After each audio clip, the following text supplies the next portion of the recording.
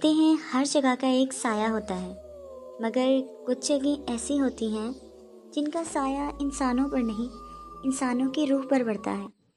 قلعہ ست گڑھ کے قریب جنگل کی گہرائیوں میں ایک ایسی ہی جگہ ہے جہاں الو بولتا ہے اور کنواں پکارا کرتا ہے۔ یہ کہانی ہے لاہور کے 5 نوجوانوں کی، جنہوں نے ہنسی مذاق میں ایک ایسے راستے کا انتخاب کیا جس کی منزل کا کوئی لوٹنے والا نہیں تھا۔ لاہور یونیورسٹی آف آرٹس کی شامیں اکثر خنقی لیے ہوتی تھی، سرمئی بادل، کیفے کی پرانی لکڑی کی میزیں اور دوستوں کی پرانی گپ شپ۔ ان دنوں سردیاں جلدی آتی تھیں اور باتیں دیر تک چلتی تھیں۔ حیدر، رومی، فیضان، سعد اور اصفر، 5 دوست، 5 مزاج۔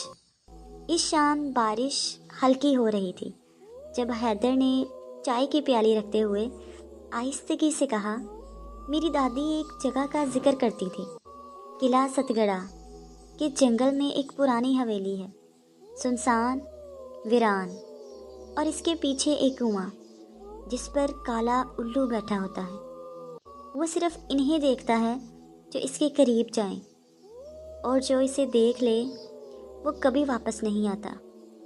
رومی نے کہکہا لگایا، یار یہ تو فلموں جیسی بات ہے۔ سعد بولا، ایڈونچر ہے، کل چلتے ہیں۔ فیضان نے کہا، نا یار، سچ میں ایسی جگہوں پر کچھ ہوتا ہے، میرے ماموں نے بتایا تھا کہ اس طرف رات کو سائے نکلتے ہیں۔ اظفر نے آنکھ ماری، بس اب تو جانا طے ہے۔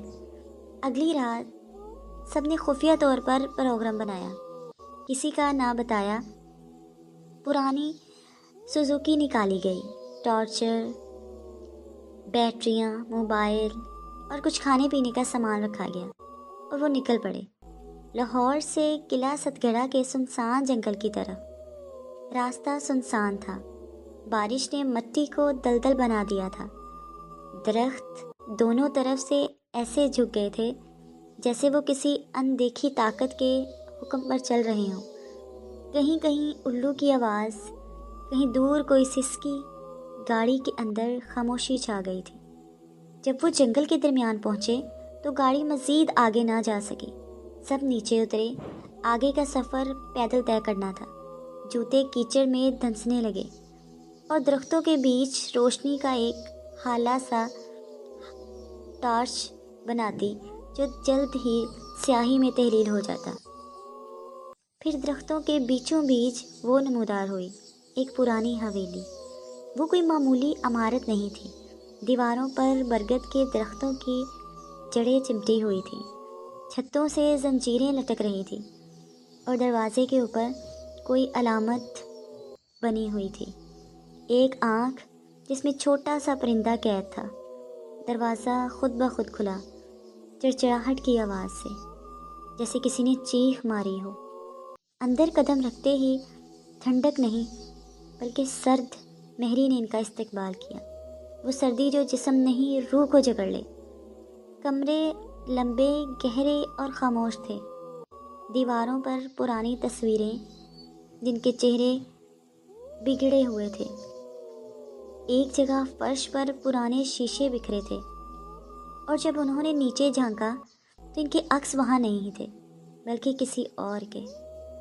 کسی کمرے سے کرسی کی آہستہ آہستہ جھولنے کی آواز آ رہی تھی، لیکن وہاں کوئی نہ تھا۔ ایک الماری کھلی جس میں پرانی گڑیا رکھی تھی، ہر گڑیا کے چہرے پر سوئی چبھی ہوئی تھی اور کچھ کی آنکھیں سرخ رنگ سے رنگی گئی تھی جیسے خون۔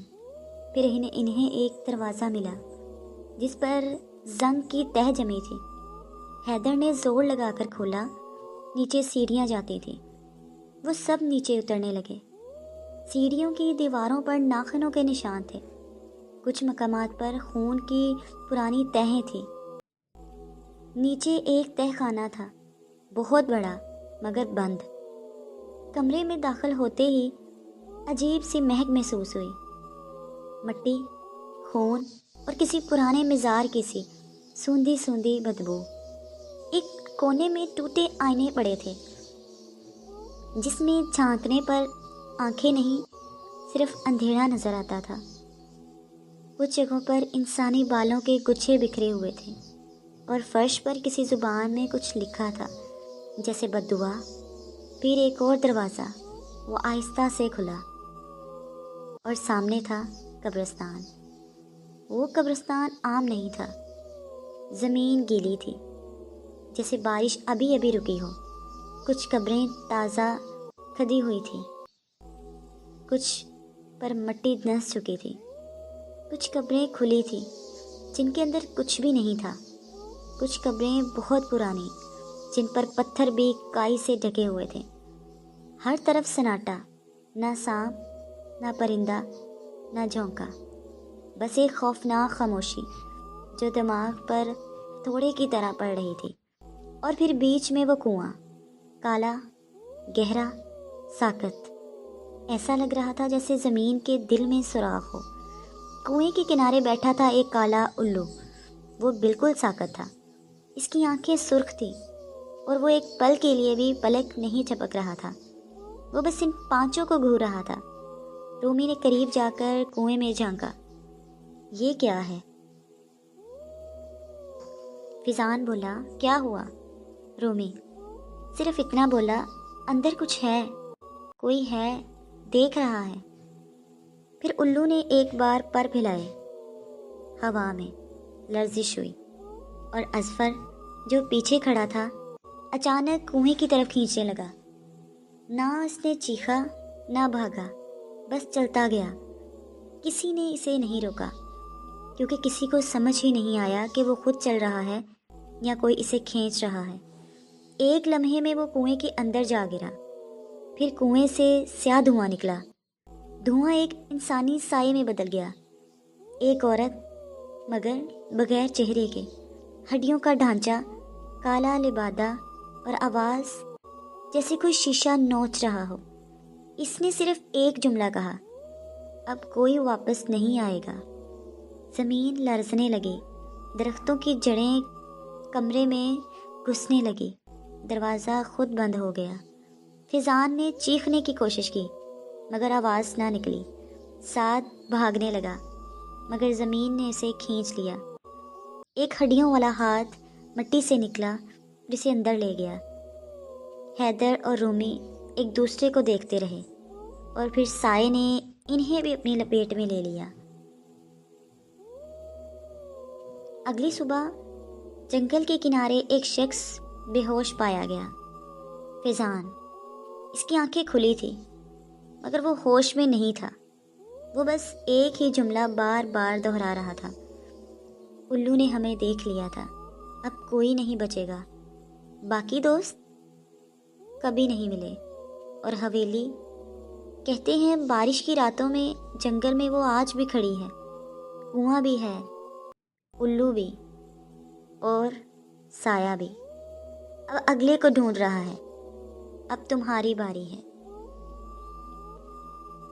کہانی پسند آئی ہو، لائک، شیئر، سبسکرائب لازمی کیجیے گا۔ خوش رہیں، آباد رہیں۔